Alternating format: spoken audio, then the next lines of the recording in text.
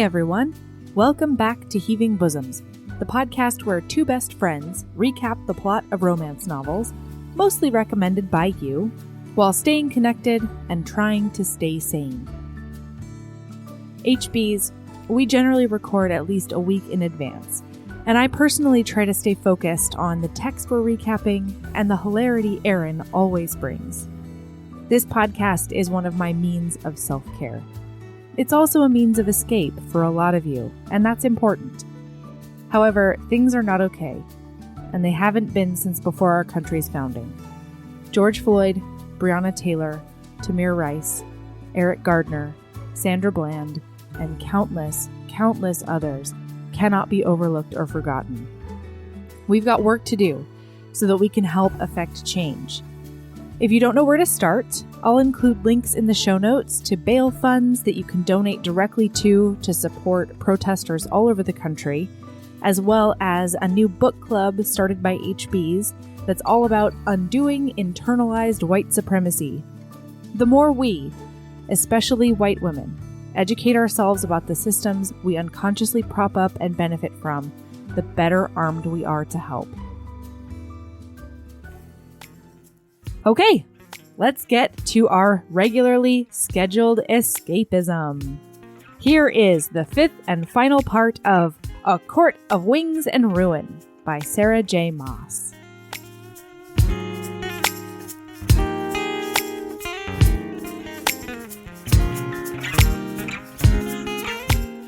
Hello, Erin. How are you? Are you so excited to finish Shaka War? I'm so ready.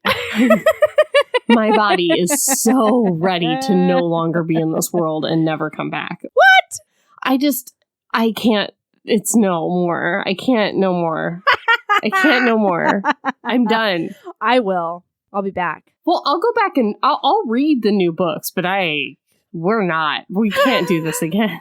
No, we can't do this again. This is a lie. We can never do this again. It's so much.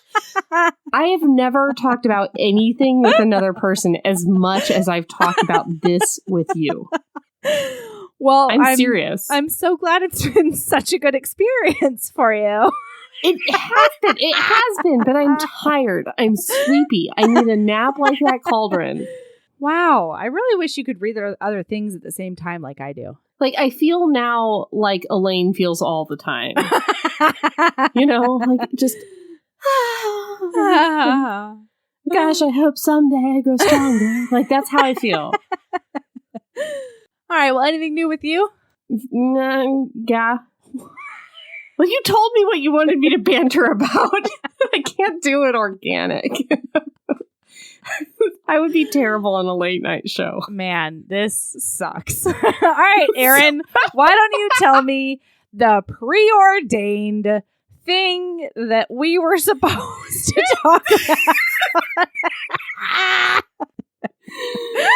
about?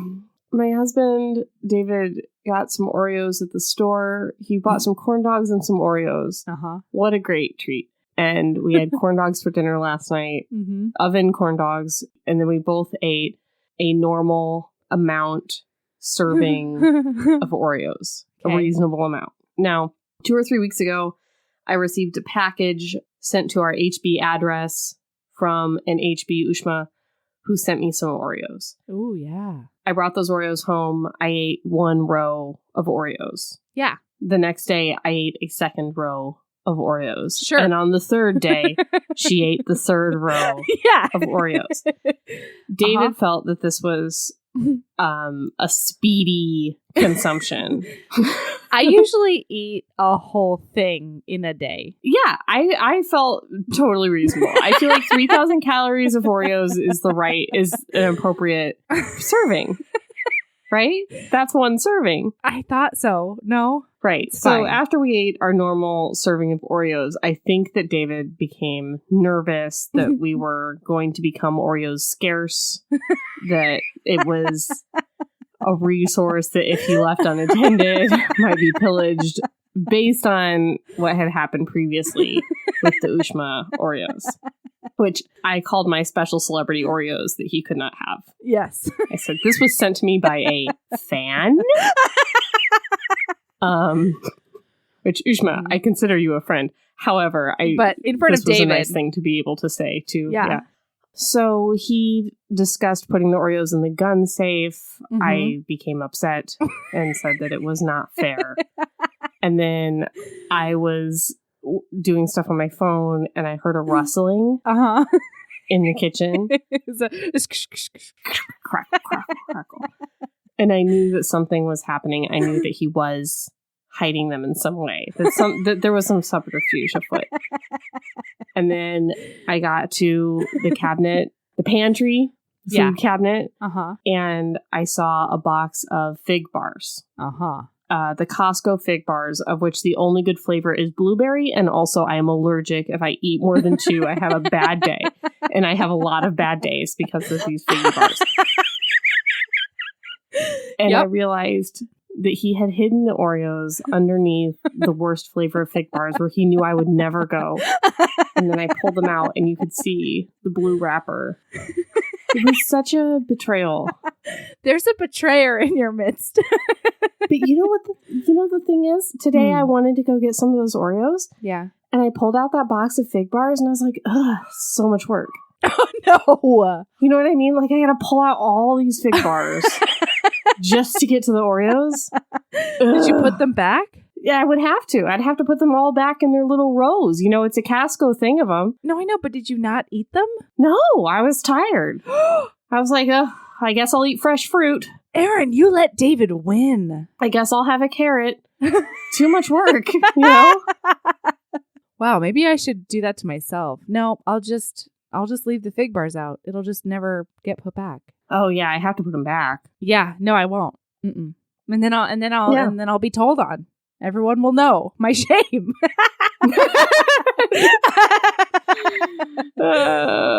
Wow. Well, David. That's my story. David's a smart cookie, and now you don't have any cookies, even though they are in your house. I can't get to them. It's so much work. No, I'll have to catch David when he's eating them. Yeah, just wait for this rustle. Gosh, and then today he left before lunch, and I was like, what should I have for lunch? He's like, I don't know, there's a lot of things in the house. And I'm like, yes, but are all the things options? And he was like, don't eat my corn dogs. I was like, okay. But then I did eat his corn dogs. Good. And then when he came home, he was devastated about it. He saw the sticks. He saw the sticks of the 2 remaining corn dogs. And he laid eyes on them, and then he ran as fast as he could into the backyard. It was like when Katniss finds out that she's going into the Quarter Quell Hunger Games. Like when she runs into the forest, and then she's in the cold forest for an hour before she's like, oh right, PETA. God, Katniss is such a bitch. Anyway, it was like that, only it was corn dogs. Wow, PETA. All right, I am ready. Are you ready? I've never been readier. Let's do this. There's a battle. The end. How long did we go? No, get out of here. Okay, so here we go. Oh, Chapter 64 HPs.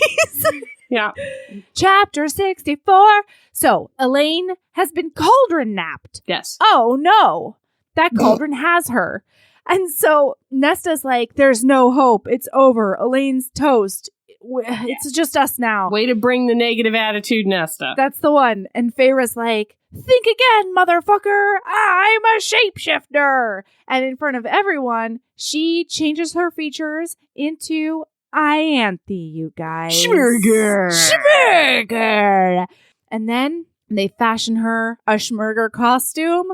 And Azriel gives her one of his blue siphons, and they hope that nobody looks close enough at the pendant on her forehead because it's actually one of Azriel's siphons. And then Rhys gives her this goodbye pep talk that was honestly so sexy. It ended with, remember that you are a wolf and you cannot be caged. Yeah. Oh, Rhys. And then Azriel shadow slingers her to Hybern's camp. Because remember, Nesta threw those bones, and so now they know where it is. Right. Okay.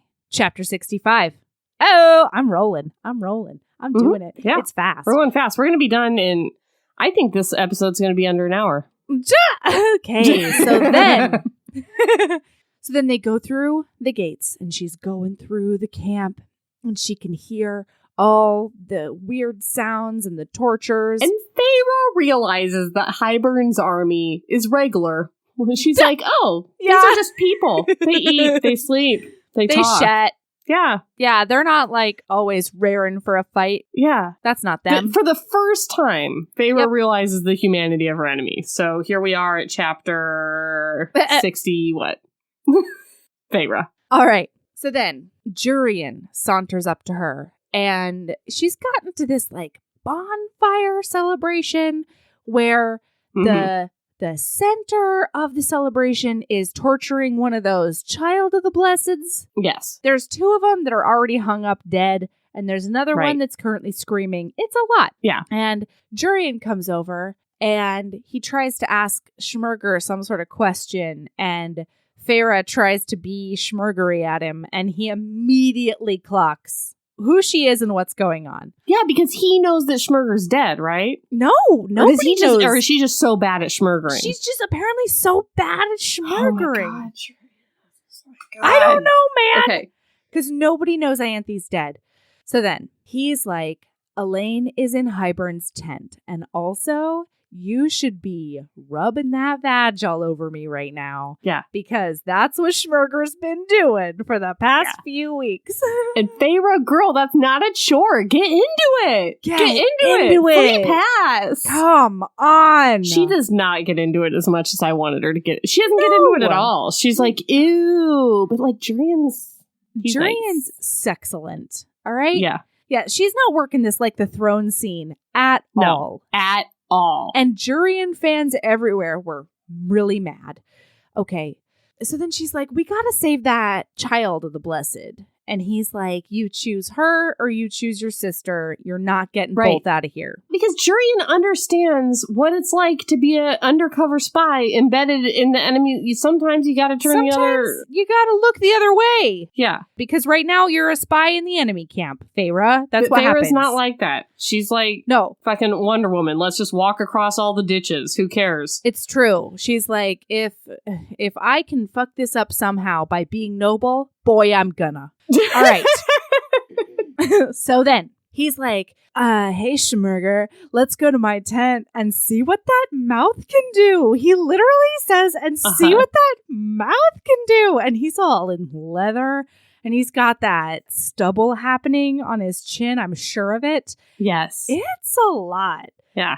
And Feyre's knees didn't go weak or anything. No, she's the worst. Feyre, enjoy it a little bit. Feyre. For us.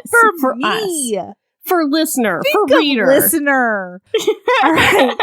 So they saunter by Hybern's tent, and he's like, hey, Schmurger, wink, wink, you should talk about maybe wanting to pray at the cauldron. Nudge, nudge. And she's like, oh, I think that I need to do a prayer at the cauldron before I hop on that D. Mm-hmm. I need to do a pre-dick prayer. A pre-dick prayer. I've got to pray that everything goes great. It's true. For when we do bang in your tent. Which is very Schmurger. It is super schmurgery, yeah. Yeah. So anyway, the guards at the tent are like, ugh, this pre-dick prayer again. This guy, she's always coming over to do her dick prayers. So they let her in, and they all walk in. It's her and Jurian. Oh, and Jurian like immediately clocks Azriel too. I don't know what happened to him in Aramalthia's ring, but he got preternatural senses. Oh yeah, he's real good at stuff. Yeah, because like the Shadow Slinger is supposed to be the best spy of all history and time. No, yeah. And then Feyre is supposed to be like curse breaker extraordinaire. And yet, here's Jurian. Well, and hasn't Azriel like been there in and out the whole time? Like, hasn't Azriel been like shadow singing around Hybern? No, they haven't known where Hybern's camp is, remember? They just figured it out because of the bones. Nesta. And her bones. Right. Okay, never mind. Sorry. Yeah. Well, what was happening when Reese was like flying all around? Wasn't he like flying all around Hybern's armies like back when, when he does his little flights? Yeah, they were doing things, and there were other spy stuff happening, and then there was Reese. It's fine. Of course. It's fine. Anyway, he's been slinging those shadows, and he's currently doing that. So they go in, and Elain sees her, And Feyre uses what little magic she has left to like morph her face back into Feyre. And I'm like, dude, you got no magic. Stop doing that. Just be like, hey, sis, your middle name is Flurfenberger. Nobody else knows that. Like, Elain Flurfenberger Archeron. Yeah. I love it. Like, I don't know. Say something. Yeah. So they go to undo her chains, but the chains are spelled, and so they can't. Mm-hmm. So Azriel picks her up and tosses her over his shoulder or something, and he's like, we gotta run to the cliff because they're gonna meet Jurian at the cliff. The plan is that if he can, Jurian's going to get that child and create a distraction, and they're supposed to hoof it to the cliff where hopefully the child will be. So they are running, and Azriel has them totally cloaked in shadows. But the shadows aren't going to last long, you guys, because the sun is rising. Right. And then there's like a big distract, and there's a scream, and then there's a bark. And then they start getting chased by these Naga hounds. Do you remember these Naga hounds? Erin? The Naga hounds? The Naga hounds. Yeah. Sorry. I don't know. Were they called Nagas or were they called Nagas?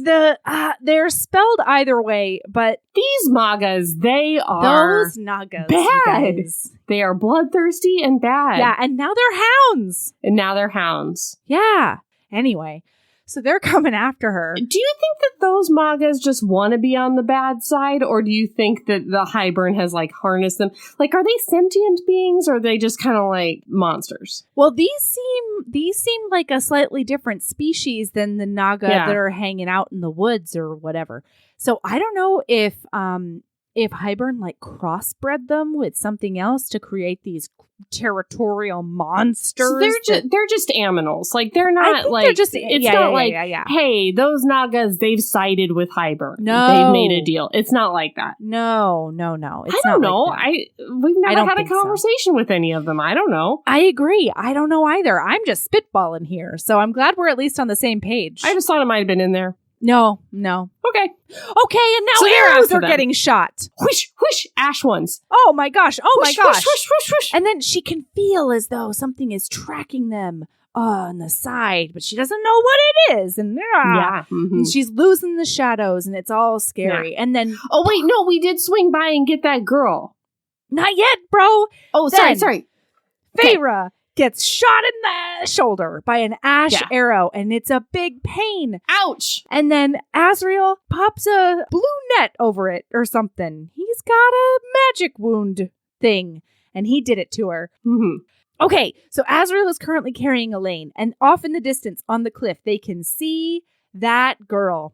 And she's a beat up, but she's all ready to go, I guess. Yeah. And so Feyre's like, you gotta go. You gotta get both girls because I've got this injury now or whatever. Yeah. And also maybe a hound is attacking her. That could be happening. There's a lot going on. There's a lot going on. And so Azriel runs and runs and runs. Yeah, and he's like, no, we don't have time to get that girl, Feyre. We gotta concentrate on what we got. If we go get that girl, we're gonna lose the whole thing. But now the girl is very convenient. You gotta go get that girl. So Azriel's like, okay. She's like, make sure you carry both of them with your strong wings. Can I just say, later on, Moore's like, hey, Feyre, it was a really brave thing that you did. That you did. Getting that girl back. And Feyre's just like, yeah, thanks, bitch. She's not like, no, I didn't have shit to do with that. I did literally nothing except tell other people to do stuff. Thanks, girl. It was real brave of me. I know. Somebody should give me a medal, Feyre says. Yeah. Good job, Feyre. Yeah. Wonder if she saw that when she looked in the Arbolos. Probably. When she took credit for that shit, probably. Credit for other people's wins. Okay. Yes.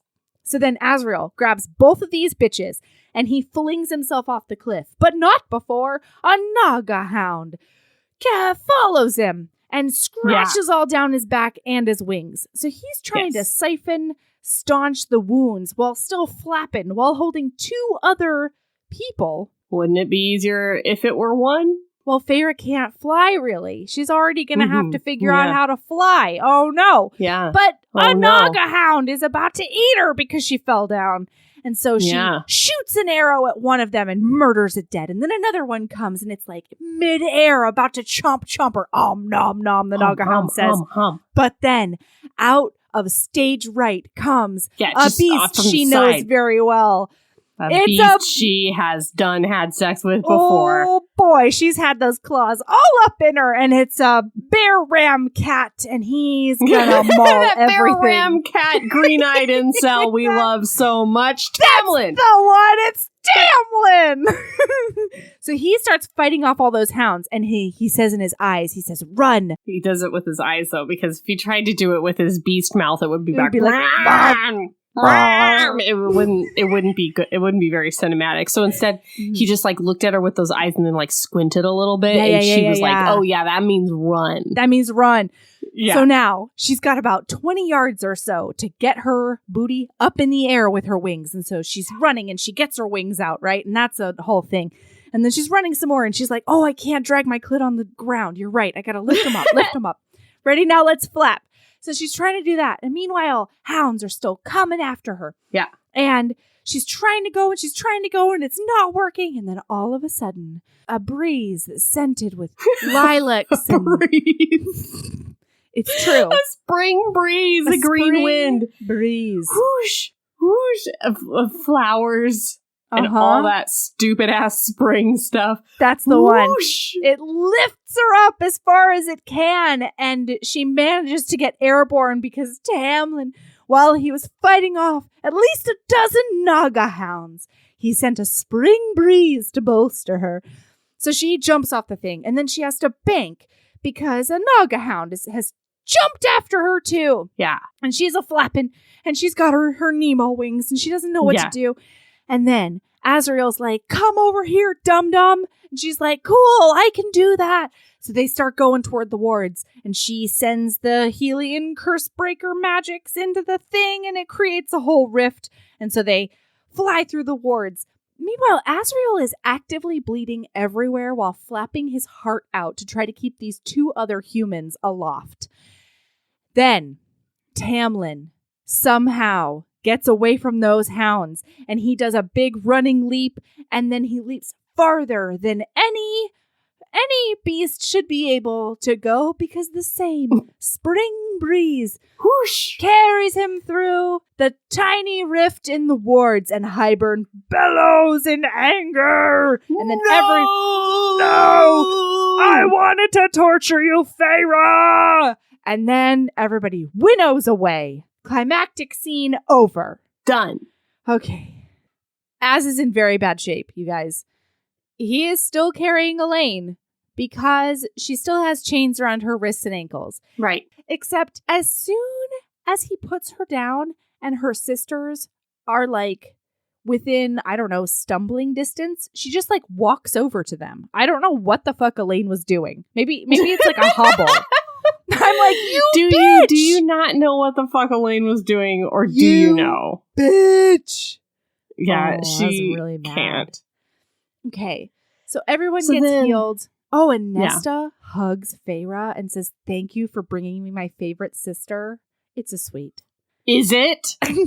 Is it? Feyre thinks so, and then they do a big sister cuddle puddle. Nesta, I just... You should have seen the otherworldly eye roll that I just got from Erin. The idea that there are three sisters and one goes to save another one, and then the third one is like, thank you for saving my favorite sister. She didn't say that, but that's definitely what's implied. Though. She does. Yeah. It's like, thank you for saving like the only person that matters to me in my life. Fuck off, Feyre. It is like that. It is like that. Like, what does Feyre have to do to be anyone's favorite sister? Like, it sucks. It sucks. He has to just tamp it down for like a sec. Yeah, half a second even. She can't. No, she can't.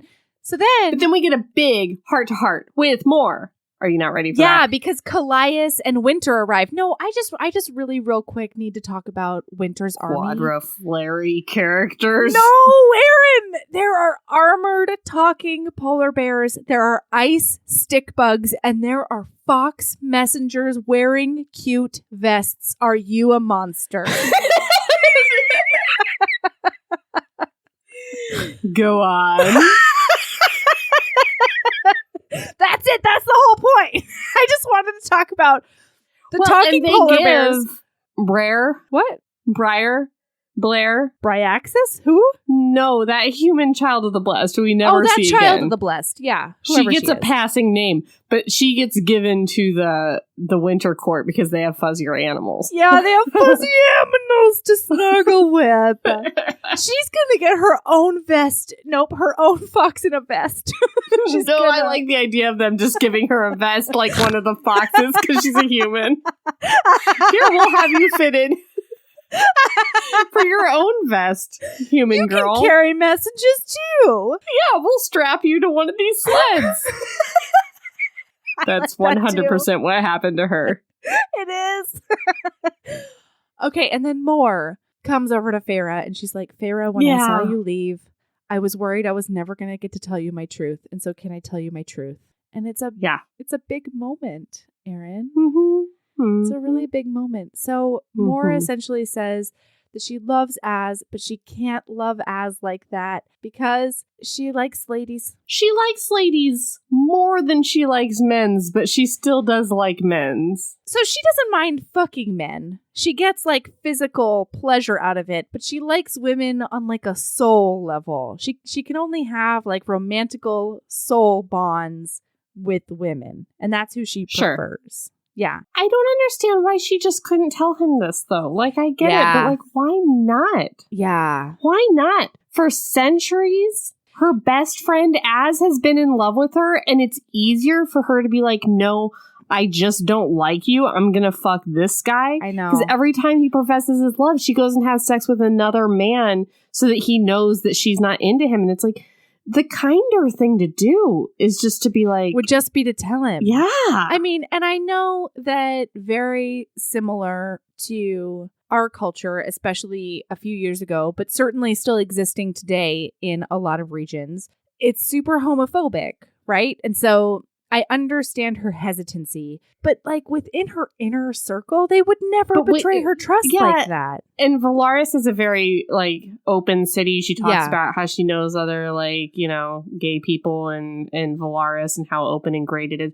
But that doesn't even matter. This is between her and Az. I know. And even if Az was like not cool with lesbians, even if he was like, that's gross, I don't like you anymore. Like say at least he would know why. Well, especially since she knows that Az's psyche only allows him to think that she finds him unworthy. Right. And like, that's a terrible thing to do to a person, knowing that you're doing it to a person, you know? Right. I don't know. Yeah, the kinder thing to do would be just to tell him. And of course, he would accept her with no problems whatsoever. Yeah, it's a lot. It's very weird. Anyway, and like, there's this whole backstory where she was, during the war, she was in love with a human queen and then, you know, fought it. Triple Flary. Like, please no. Yeah, that character's dead now. 7 Flary. There's a queen and the golden queen was her great-granddaughter. I don't care. Don't want to know. It was sad, though. And also, like, remember Nemo? Nefel. Sarah. Yeah, Sarah. She's a seraphim? Close. Nefel, is that right? Yeah. Yep, Nefel. Her and her lady inspired her to be with her lady, and so she doesn't just have an inspirational Nemo wing. She's got an inspirational Nemo vagina, too. Like, she really inspired her to be open and honest with herself, but not with Az. It just breaks my heart. Az. And, you know, like, we get to a point in this book where it's like, this is the last time anyone's going to see each other. And, you know, we're about to go into battle. Like, if things need to be said, they need to be said right now. And she still doesn't fucking tell him. I know. It's probable at several points at the end of this book that Az dies. Oh, yeah. Never knowing why Moore didn't love it. Never knowing that it wasn't his unworthiness. That's very true. That kept her from loving him. And that is cruel. I know. Cruel. It's a lot. All right, guys. Now it's time to talk war stuff. War stuff. Are you ready for a war meeting? Here we go. War meeting? Yeah, all the guys are there. There's a bunch of the High Lords that are there, and they're in a tent. And Hybern is on the move, you guys. And I cannot wait to hear what you have to say about all of this. So Hybern is headed inland South. toward the human lands. They're going toward humans. Yeah. And they think that it's because Hybern is basically headed toward the Archeron estate because it's the final straw. These Archeron sisters have messed with the King of Hybern for the last time, and he's going to change his whole war strategy to spite just the level of vanity sisters. Of these three bitches. I know! But I guess it's true. I mean, oh, God.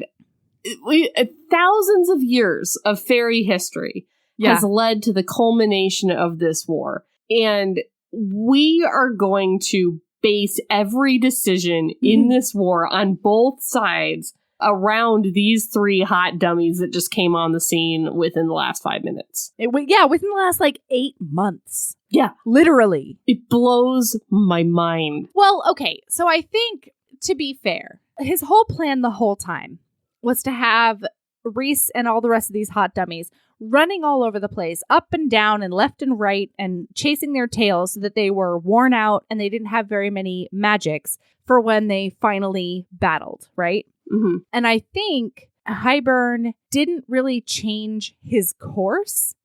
I think he just sped up the timeline because of this invasion, I think. So, I don't know that he's basing every decision, but the way I read it is that this thing happened. He's fucking pissed at all three sisters, and he's just like, you know what? Fuck it. We're leaving now. We're going to kill every human we possibly can on the way, and it's going to be great because we're ready anyway, and we've already tired them out, which is true. Right. But they also say something about, he's trying to delay the conflict because the cauldron's not ready. Yeah. All right. So this army is moving south. They're going toward the Archeron estate. And they're going to get all the humans they can. Wait. So Rhys looks at everybody and he's like, Cassian, would you take the people, would you go this route and go over this river or whatever? And Cass is like, no, we'd have to winnow over, build bridges or brr. Mm-hmm. So somebody's like, okay, so it sounds like we can't get there because we're going to get there and be too tired and it's going to be a suicide mission. Right. And then somebody else is like, so we're not doing that? And Rhys is like, of course we are. We are. No, but I want to read the paragraph right before that. Please. He'll have seen our prioritizing of Elain's safety as proof that the Archeron sisters hold sway here. He thinks they'll convince us to haul our asses down there, likely to a battlefield with few advantages, and be annihilated. And that's when Tarquin says, so we're not going to go? And Rhys is like, oh no, we're going to go. Because we fucking love these Archeron sisters. He says something different. But I'm just like, God damn it, guys. No, I know. No, what he says is actually really cool. It sort of, I don't know. I think I'm an Erin in this case because you think it's an inspire and I think it's a fucking dumb. Well, he says, let me say this. Why don't you just read what he says? I will. But later on, Rhys is asked to do an inspire. Yeah. To his family right before they go into this battle. And he does it. And he fails at that inspire.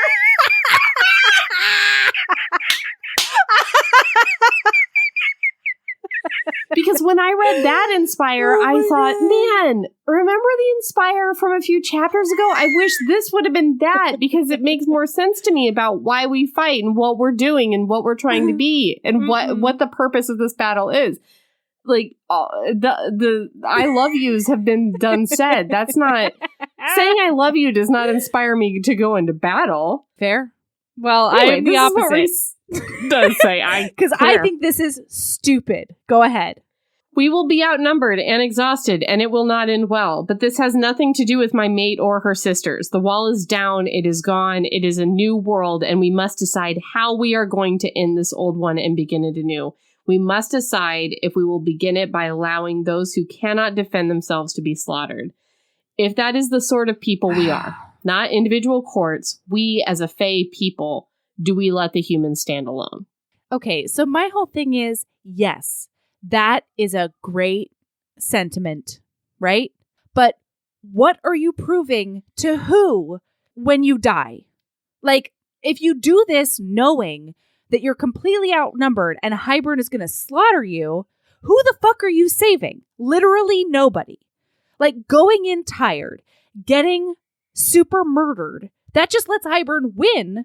Then you're no kind of Fey people because you're fucking dead. This war. And now it's a Hybern Fey people, not a you Fey people. So, like, nope. You're just going to be ash on the goddamn battlefield and nobody's going to remember you. None of those humans are going to remember you when they're Hybern slaves. Nobody. Melody. Not a Melody, fucking Melody, buddy. Melody, Melody, Melody. They are going to lose this war anyway. Whether they fight it in the human lands and they don't have the high ground and they do it standing up for something, or they do it later on, they are still outnumbered 10-1. They are still going to lose this war. Either they're going to go down fighting for something, or they're going to go down having allowed the human race to be slaughtered by these bad fairies.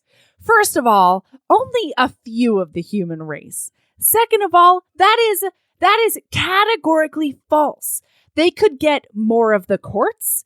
They could get Baron's ass out there. They could finally figure out where their goddamn friends are. The longer they wait, the more stronger that cauldron gets. Not really. Not when you've got Nesta and the rest of the Archerons ready to just throw sticks on things. Like, this is my hot take. Listen, oh my God, I love this inspirational speech.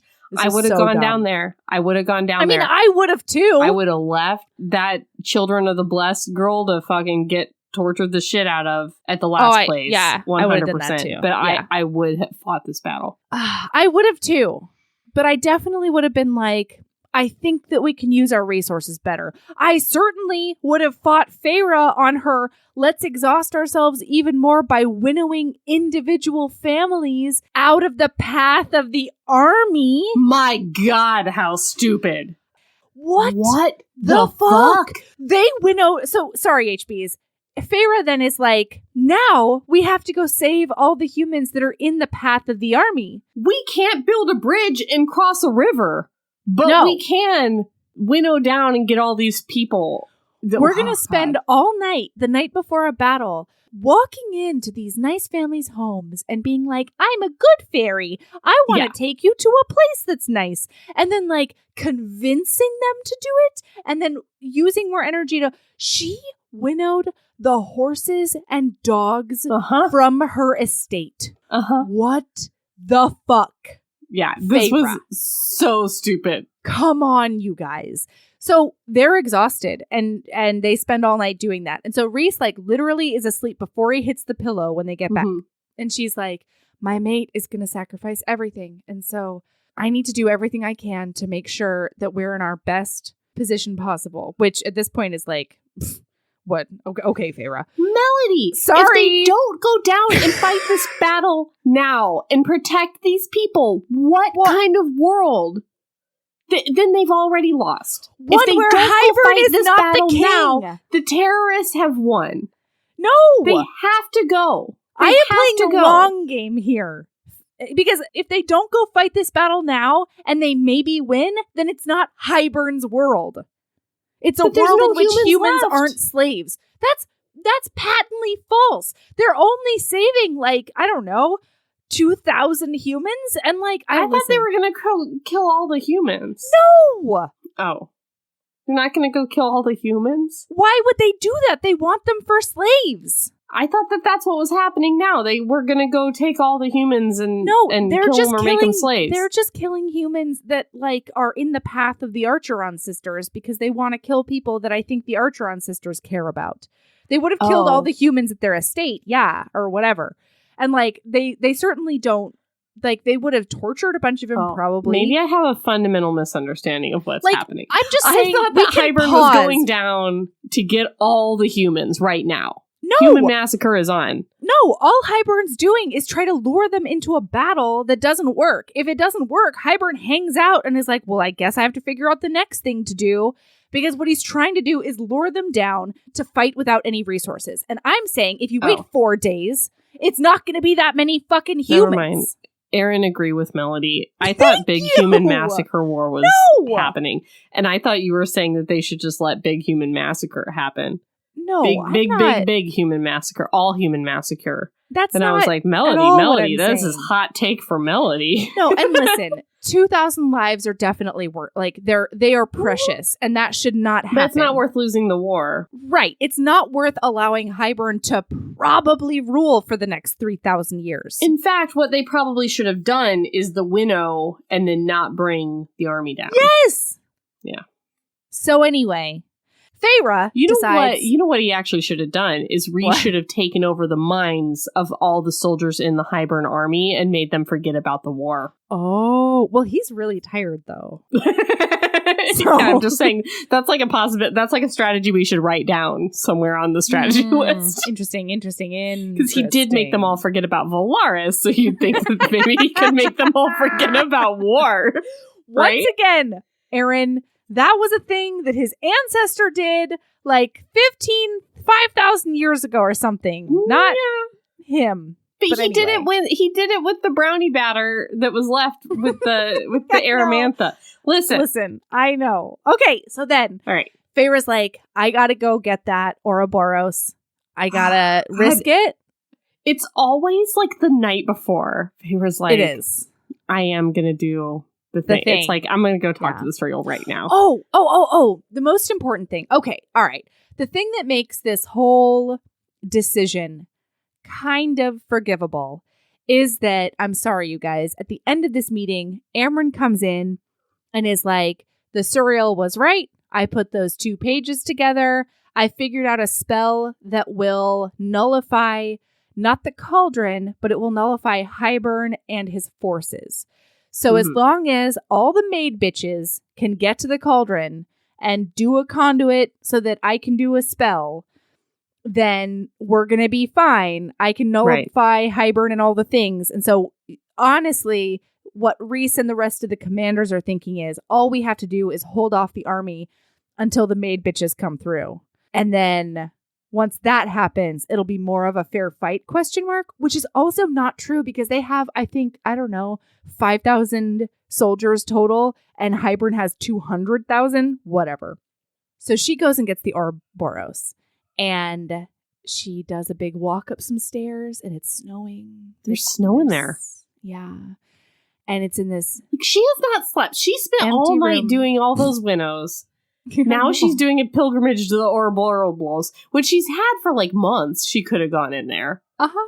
Well, her whole idea is they don't actually need me. Like, all they really need is my maid body. So if I go insaney pants, although nobody knows she's there, like, how are they going to find her? Leave a note, Feyre. God, we just went through this. Like, honestly, like 3 chapters ago, we just went through this. Okay. So anyway, she looks into the thing and all of a sudden there's this monster behind her in the mirror and it's sneaking up to her and it's got scales and it's got fur and it's got feathers and it is ugly as sin.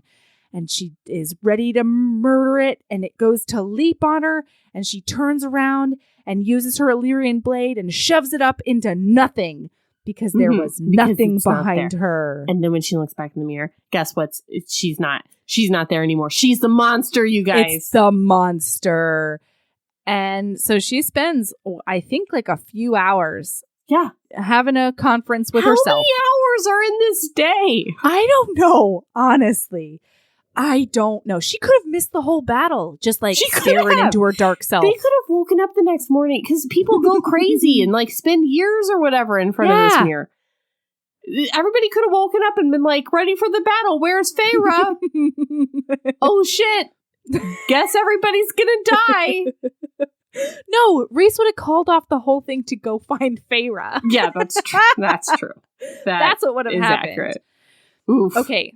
So then she goes to see the bone carver, and the bone carver's like, you looked. That's so exciting. Yeah. Wow, you looked. And she's like, yeah, I'm going to magic it. It's yours now. He's like, oh, no, I didn't need it. I just needed you to look into it. Because I wanted to see if you were worth it. And she gets really mad. But, I mean, she can get kind of mad, but she can't get too mad because that is like a foolproof plan. It is. Bone carver wise. To see if, see what her deal is. And we never really see the whole thing where she, like, cries and rages and vomits and, like, just got the mirror and all that stuff. She just kind of, like, glazes over that it happened. But I kind of wish it says they showed her all of the moments of bad and pride and selfishness and whatever that she'd had in her life, and she was sad about it.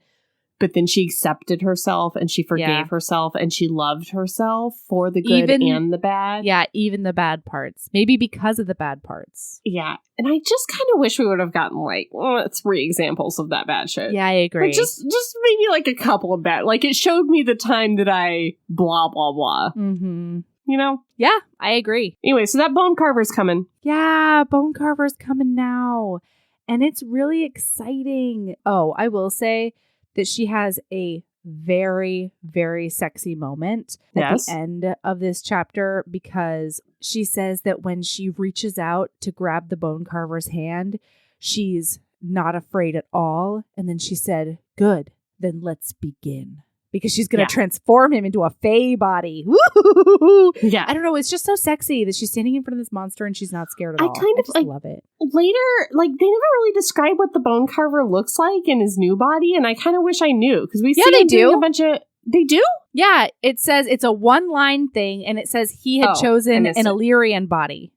So he looks like he's got the wangs. And he got the leathers, probs. Yeah. He's an Illyrian warrior. And it's nice. That kind of makes sense. Because, like, I feel like that bone carver is a little bit, like, gay for Illyrians. Oh, yeah. Because, like, remember when he kind of, like, made that come on to Reese when he said that he, like, liked him all muddy and, like, covered in blood? Do I remember it? Come on. Well, I remember because it was weird because he, in Feyre's eyes, was in the form of their child when he was like, "You look hot and sexy," which was like...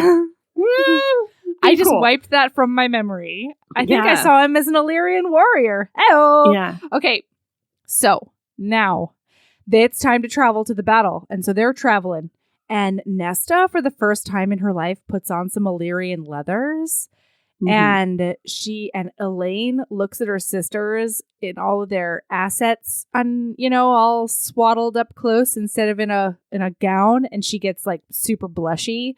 Mm-hmm. She wears something else. Nobody cares. No one cares. I hate that Nesta is in leathers. I hate it. You don't get to wear the uniform if you don't do the training. I'm sorry. Yeah, she did not train for those leathers. I hate it. So, Cassian gives Elain a blade. I'm sorry, Nesta a blade. And he's like, you gotta protect yourself because I love you. He doesn't say that, but that's what happens. Doesn't. Yeah. And then he tries to give Elain one, and she's like, no, I'm useless. I don't want one. I don't think so. My arms are like limp spaghetti noodles. How would I even use them to stab? Why do they even bring Elain to the battle? Why is she even there? She's a maid bitch. She's got to help with that cauldron. Except apparently she doesn't. That's not true. Right before they go do the cauldron thing, Reese winnows her the furthest possible way he can to make sure that she's far. So, like, that's why not even true. Bring this bitch to the thing? That's not true. When they break off into the different groups and Nesta goes with Cassian and Reese goes down to the battle and Amryn and Feyre go to the cauldron, Reese winnows Elain far away. That's in the book? Yes. I hope. For when we get there. I don't think that happened. I wouldn't hear hot take and probably wrong take, and it would have gone badly, but I would not have brought Elain to this battle. I would have been like, this bitch stays home. This is a liability. We don't need I this. hear you. I hear you. I mean, but I would have been wrong, but... she's supposed to do the chanting circle around the cauldron as one of the maid ladies. Okay. Right. So then she's like, I don't want one. I'm Elain, and I can't. Why not? I can't have a blade. And then Asriel, the fish is pooping in the ocean. That was my favorite part. In the sky. And meanwhile, Elain can't even tell you if you're about to get pooped on. What kind of seer is that? Okay. Yeah. How about, is anyone going to ask Elain, like, hey, if we go down and fight this battle, are we going to, like, win? Or, like, what's going to happen, Elain, now that we know that you're a seer? No, we're just going to hand you a blade? Okay, cool. Anyway, Azriel goes over to her and he's like, I can't be in the battle because I got so demolished by those Naga hounds yesterday. Mm-hmm. Yeah. So here's Truth Teller. I want you to keep it safe for me and have it be safe with you. Yeah. And you be safe with it. And it's like magic and it always strikes true and it's a whole thing. And Feyre's like, has he ever given Truth Teller to anyone else? And Rhys is like, no, this is brand new. And he like shouldn't be doing it now. She can't lift it with her spindly arms. Like, this is dumb. So it says, Elain looked up at Azriel, their eyes meeting, his hand still lingering on the hilt of the blade. I saw the painting in my mind. The lovely fawn, blooming spring vibrant behind her, standing before death, shadows and terrors lurking over his shoulder, light and dark, the space between their bodies a blend of the two. The only bridge of connection, that knife. And then Rhys says, paint that when we get home. Oh! Yeah. Okay. It's fine. Whatever. So then Rhys gives them a big Inspire talk. And it is a big Inspire, you guys. It's not. It's not. Basically, he goes around the circle and he tells everyone why being with them and around them has been a gift for his life. He says that if he had not met Cassian, he would not know the true depths of strength and resilience, of honor and loyalty. And if I had not met a shadow singer, I wouldn't have known that it's the family you make, not the one you're born into, that matters. I would not have known what it is to truly hope, even when the world tells you to despair.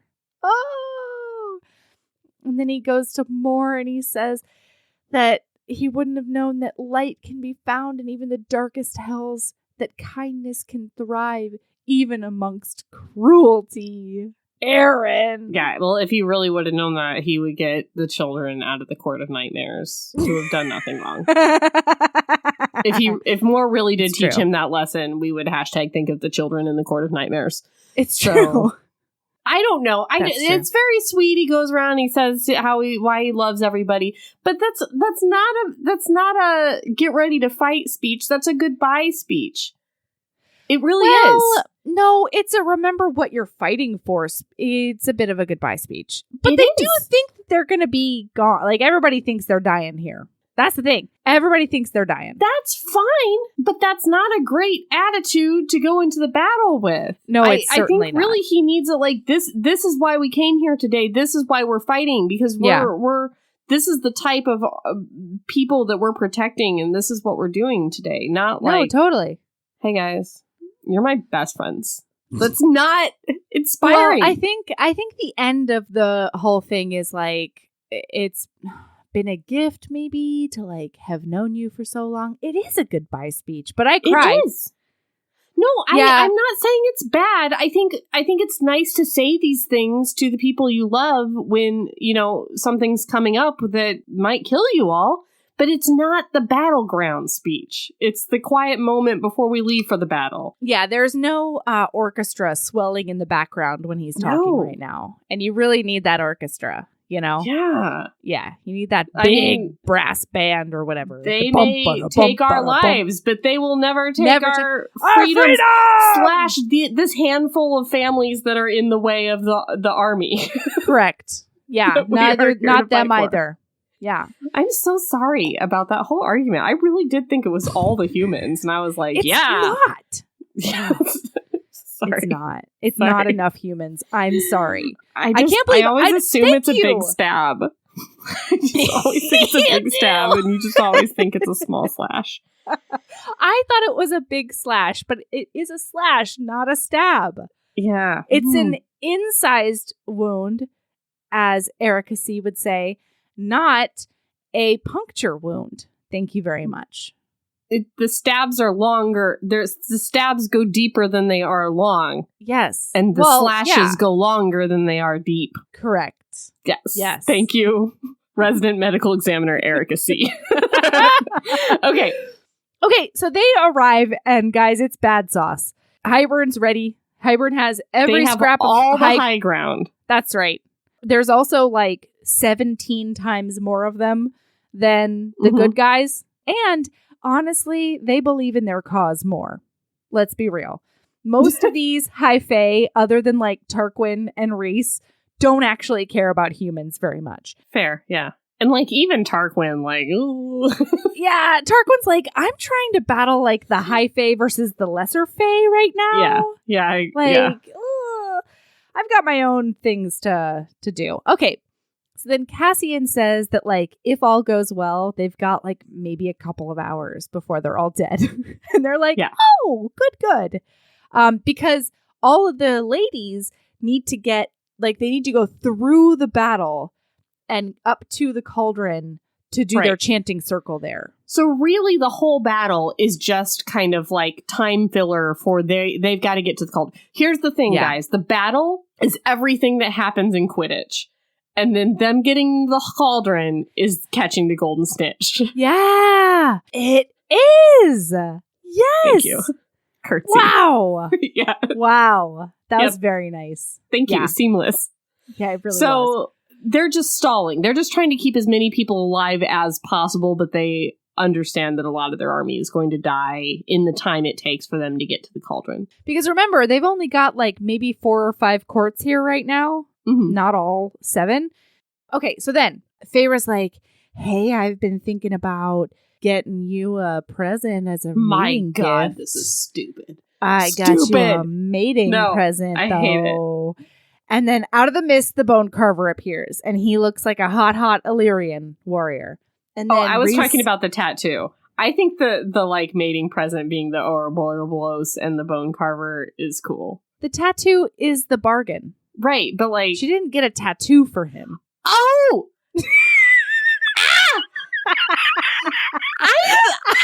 You dumbass. I'm a fucking moron. You thought she just popped off to a tattoo shop? Yes! I'm sorry, would that be out of place in these books? Would that be so strange?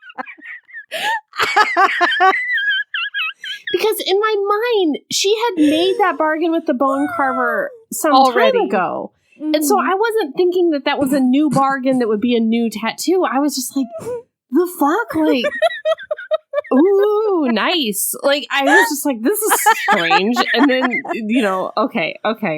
God, I'm a fucking moron. Come to Heating Bosoms for the real smart takes on romance.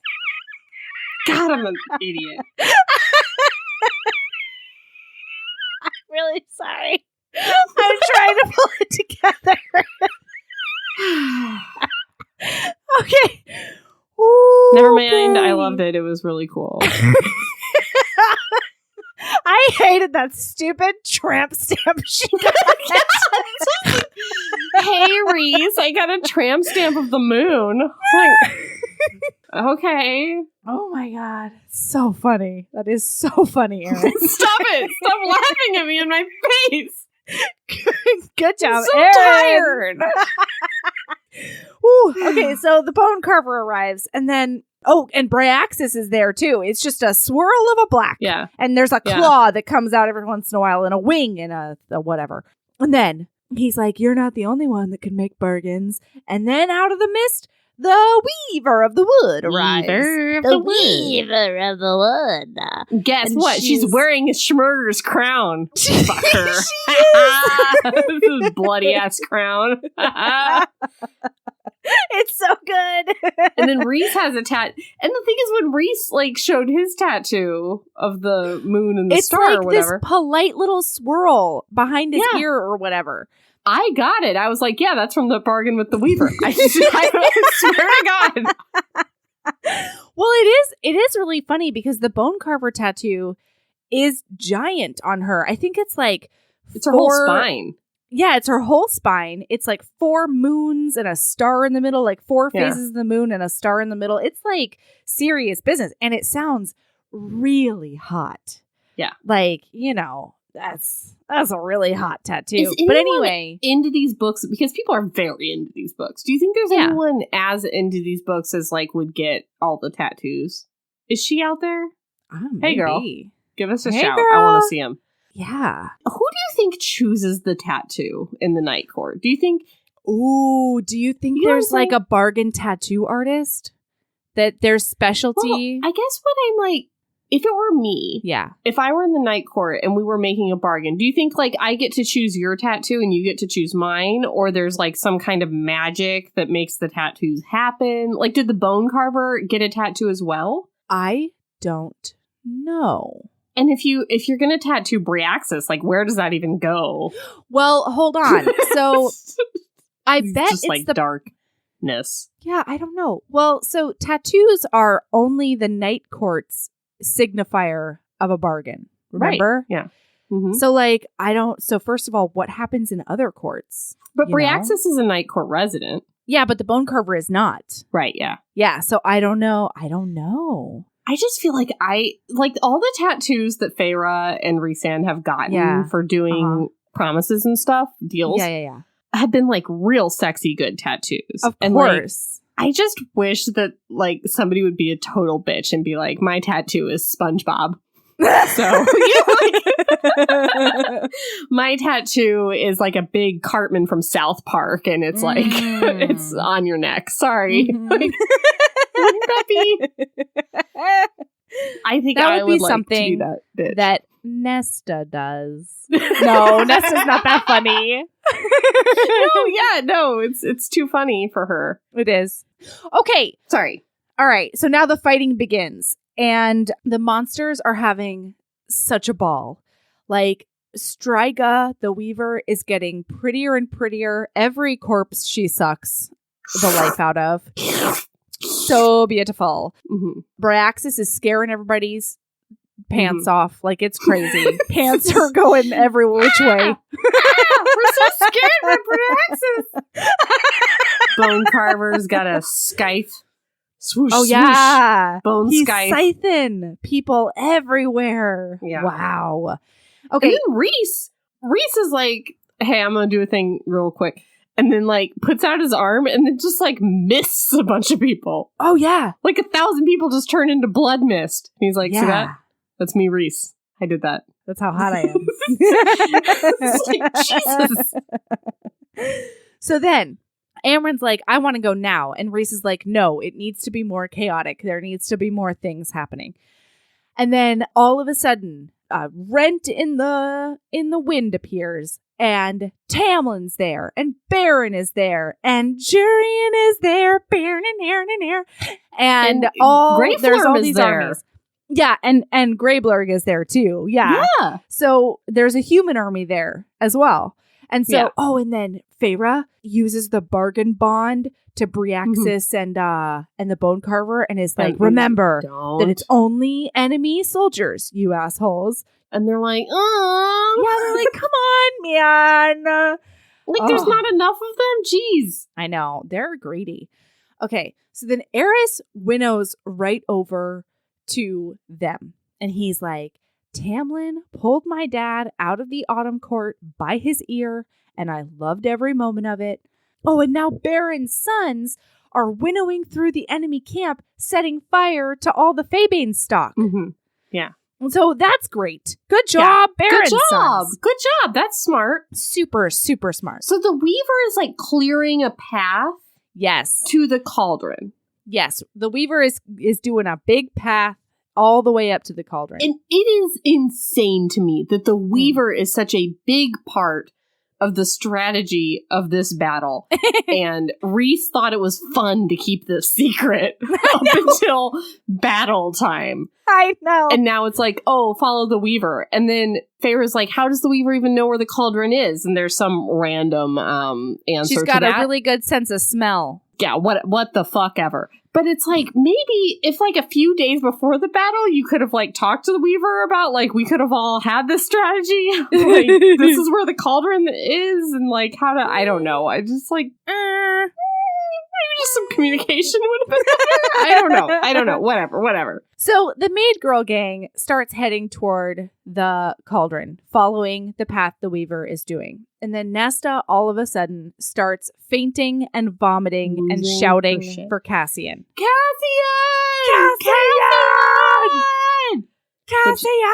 This part was kind of nice. It was hot. I didn't mind it. It was hot. It was a big romance. Nice. If you forget that it's Nesta and it's like you don't want your friend to be with her, it's nice. Yeah. Oh, it's very nice. So the cauldron is powering up and Cassian... It's not a poop robot, Erin. I didn't say it was a poop robot. That's far noisier than the poop robot. Do you need me to... This is a cauldron powering up. This is a poop robot eating the poops. If you're a new listener, if you're a new ACOTAR, if you're one of our new ACOTAR listeners, go back to episode 39. A poop robot is a robot that they do put in your butt when you get sucked up to be an interstellar bride on planet... What? Prithian. No, that's where we are now. Shoot. Prillian Prime.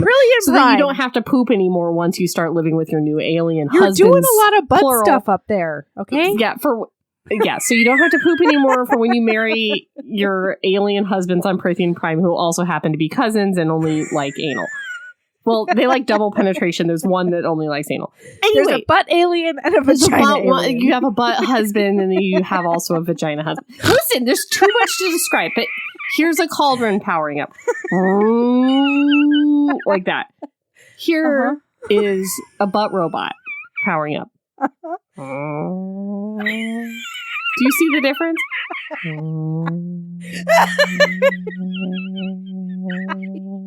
I stand corrected. I don't know if listener heard the difference because you were laughing so hard. But one is like a loud electronic sound that's like coming from nothing. And then the other one is just like a really advanced Samsung dishwasher. And like you're in somebody's like real bougie house and they turn on their like really quiet Samsung dishwasher, but you can still kind of hear it. You know? I hear it. Yep. Yeah. I hope you heard that too, listener. And I am so sorry if I impeded your experience with all of my laughter. Okay, the cauldron is powering up and it's much louder than a poop robot. Yes. And so Cassian flies down a little and he's about to fly back up, except that Nesta screams for him again and he gets very concernicus. Cassian! Yeah. And then the cauldron mists an entire like group of an army out of the sky. Yeah. It mists a bunch of Illyrians and Sagittarians. That's not right. And Seraphims. That's what they're called. Yes. Wait, no, they're not there yet. The Seraphims haven't come yet. Yes, they have. No, they haven't. They're not there yet. That's Thesans. Thesans is a Seraphim. Oh, they're a Seraphims? The Thesans? I think. Oh, yeah. Okay, so some Seraphims are there, but like not some others. Sorry, spoiler alerts. Listen, there are some winged bros that have feathers up in the sky alongside of the bat-winged bros who are the Illyrians. This they're like dead now, though. It like goes on, and then like it's a big white spotlight, and it just vaporizes like thousands and thousands of people, to include Mr. Carver, the Bone Carver. Yeah, the bone. Well, that's the second blast. So then it does it again, but it like shoots it in a different area. And you're right. They're peregrines that are up in the sky. Those peregrine falcons. So sorry, they're dead now. So don't even.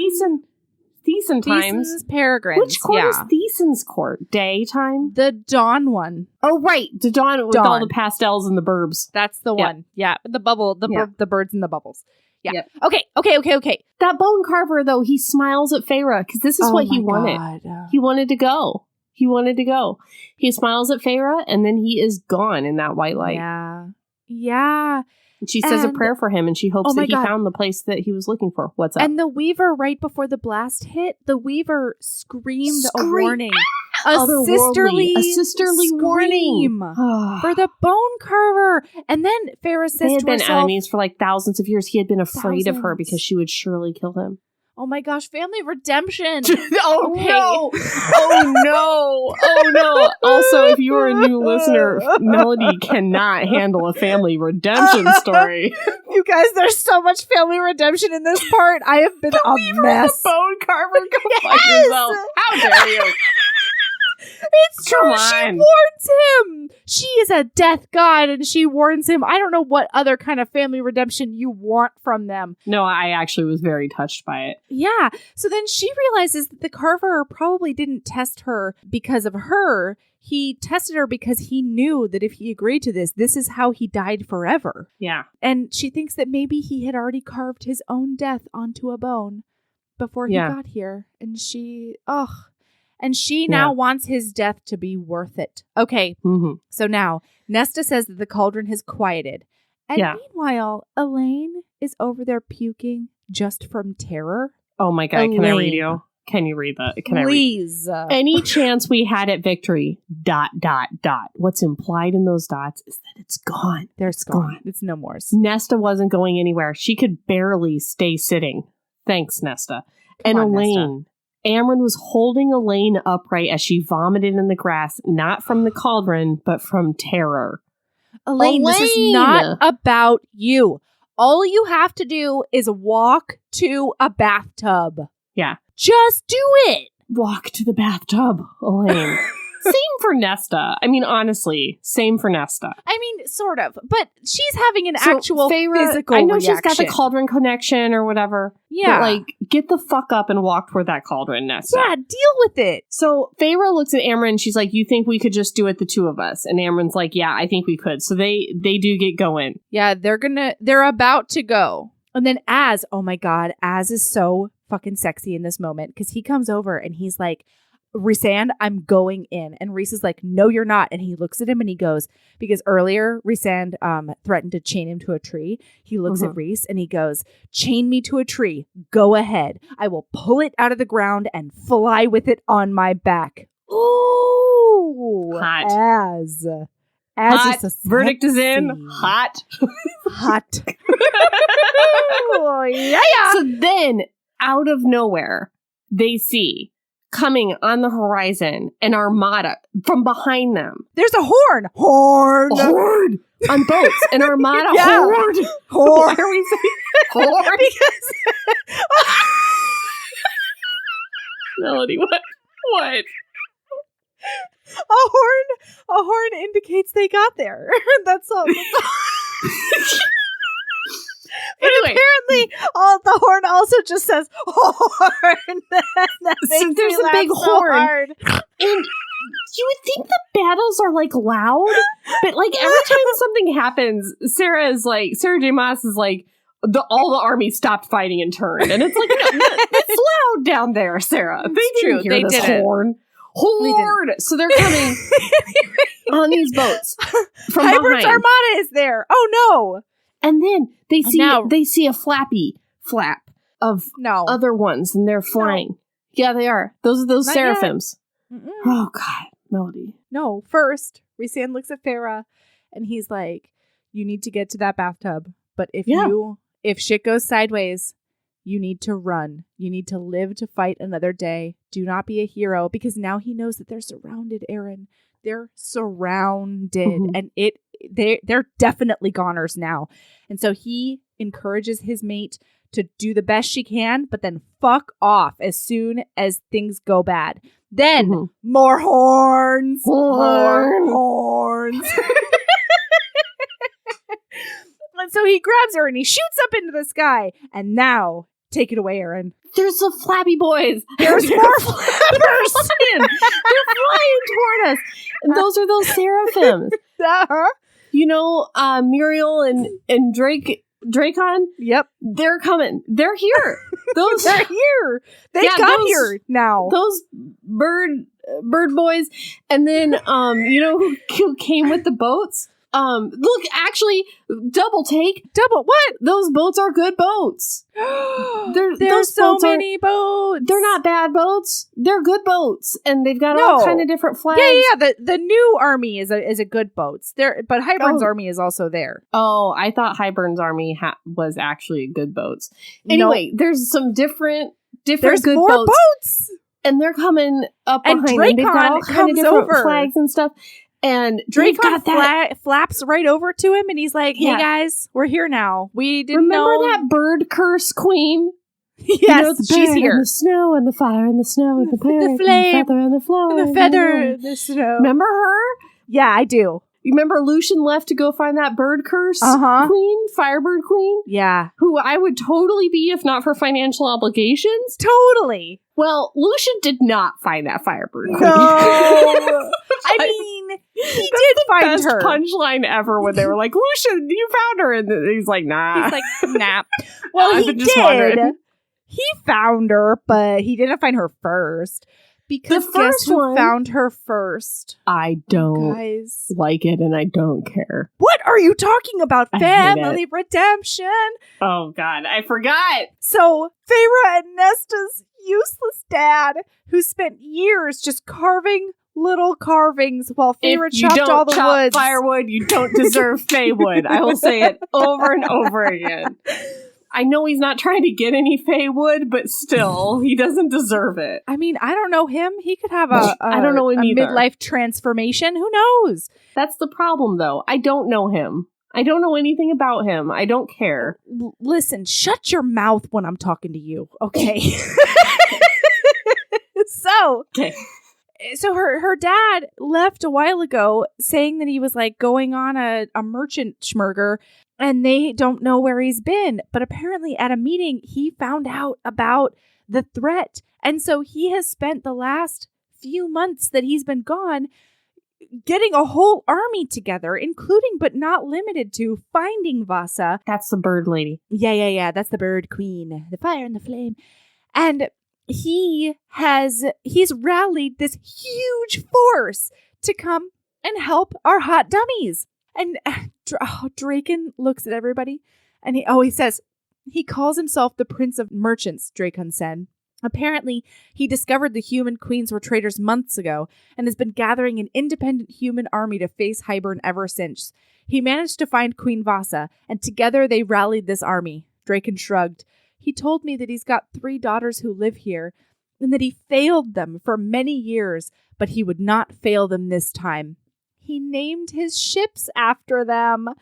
And my actual note in all caps is family redemption. And so Nesta, because Cassian's holding Nesta right now in the sky too. And they look out and there's the Feyre, the Elain, and the Nesta. And her dad is currently driving the Nesta. Yeah, he named the best good ship the Nesta. For Which also, like, how fucked the up daughter is that? that did the fucking least. Yeah, for the daughter who hated him the most, and not for Yeah. the daughter who, like, I don't know, kept them alive for years and years and years. Mhm. I don't understand. Mhm. Anyway. Yeah. So Firebird comes out, and she is ready to fuck shit up. And you know how she does this? I love it so much. She does this by flying toward the boats and then just like slamming her flaming body into them. She's just like, Yep. It's incredible. Yeah. And so Nesta says that she can create a distraction for Feyre and Amren by drawing Hybern away from the cauldron. This is a great plan. And This I is hate so that smart. Reese is like, no, Nesta, you can't. You can't sacrifice yourself. Who gives a fuck? This is Nesta's whole purpose in life. Well, come on. He's saying that about Cassian. Let's be real. That's true, but like, listen, the guy wants to go, man. Here, He does. Listen, all He these does. guys have decided they're not coming out of this battle. Yeah. Can we just all decide we're all not coming out of this battle Yeah. and do what needs to be done without having any arguments about it? Asriel, Cassian, Reese, Feyre. They're fighting about whether or not Cassian was going to do this. Did make Losing me a cry. good chunk of time by doing it, too. But it did make me cry. So Yeah. anyway, it was a big sweet. So the whole thing is Nesta's going to go to some yonder hill and she's going to draw on some cauldron powers to get the King of Hybern to go and tell her to stop doing that. And it's a great plan. Okay. So Cassian and Nesta shoot off. Fly. Bye-bye. And then, Now that I think about it, what does happen to Elain? oh, You got it? Boy, do I have it right here. Oh. I had Reese move Elain to the farthest reaches of our camp. No. When he returned, my mate pressed a kiss to my mouth before he took to the skies, spearing for the heart of the battle, the heaviest fighting I could barely stand to look to see where he landed. Alone with Amren, she said to me, blah, blah, blah, blah, blah. Wow. Yeah, Elain is useless. Wow, but then, okay, now we're going to have to talk about what happens later on. Yeah, because she's real far away. But yeah, but so was Arya Stark. That's true. Arya Stark had nowhere to jump from. Okay, so then Feyre and Amren are going toward that cauldron, and they're following that weaver. And I think I don't remember if they're still following. Yeah, that's true. But then they get to that cloaked. cauldron. Yeah, they're cloaked. And then the King of Hybern is there, and he just like walks right past them because they're cloaked, and then he like just squishes the head of the weaver. Right? So what the fuck was this? He walks over to her because the weaver looks straight at Amren and Feyre, and she's like, "Hey, ladies, I'm going to create a distraction," basically. Right. And then goes and attacks the guards, and then the King of Hybern comes over, and he's like, "Oh, you're the weaver. You're so very beautiful." And she's like, "Thanks so much, King of Hybern. Do you want to bow like used to be customary?" And then he just reaches out and snaps her neck. Yeah. And then he throws her to his Naga hounds. Mm-hmm. What kind of all-powerful god demon is this? It was crazy. I think it was the book trying to tell us like how super powerful the King of Hybern is, but then like I don't know. It was crazy. But then like why are they fighting this battle in the first place then? I don't know. You know what I mean? Yeah. Do you think she kind of like wanted to die because her brother died and she had like fulfilled the mission? I don't know. The totally wise bargain that Reese struck was that she would no longer be, she would no longer be stuck in those woods. So like, I don't know why she would want to die. Yeah, she I gets don't know. like free buffet. That was the only way for me to explain it, that her brother had died and she had fulfilled her end of the bargain, and now she didn't really give a shit if she was free or not. She just wanted to go. I don't know. The way of these old god monsters is elusive to me. It is. So then Hybern feels Nesta and he winnows out. And then Feyre and Amren approach the cauldron. And Amren's like, grab onto that bitch. And so she does. And Feyre then immediately gets lost in the cauldron, and the cauldron takes her like over the battle, and then she goes over. What a literary device this cauldron does to be able so that we can see this scene where Feyre is not a part of it between Nesta and the King of Hybern. So the King of Hybern, after he kills the Weaver, is like, oh shit, Nesta's gathering all the power from the cauldron over yonder. Mm-hmm. I'll go over there. So he goes there. So does Feyre, because she's attached to the cauldron. And she's just kind of like watching from the outside. Yeah. But right before that happens, though, is when Amren does the big betrayal. You're right. I forgot. So Amren opens up the book like she's going to read from the book to do the thing that makes the cauldron nullify the Hybern armies.